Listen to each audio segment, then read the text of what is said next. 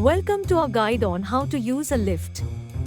A must-watch for anyone who wants to master the art of elevator etiquette. Ever felt awkward in an elevator?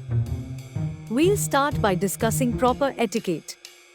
Stand back to let others exit, then enter and select your floor promptly. Don't forget personal space. Next, we'll cover operation basics. The buttons may seem complicated, but don't worry. Up arrow takes you up, down arrow takes you down, simple as that. Ever been stuck between floors? Don't panic. We'll talk about what to do in such situations, including using the emergency call button.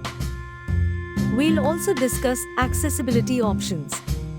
Did you know most elevators have braille signs and voice announcements for the visually impaired?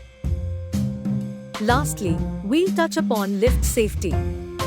From waiting patiently to not overcrowding, safety rules are a must-know for all.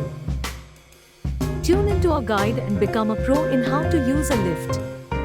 Elevate your knowledge with us.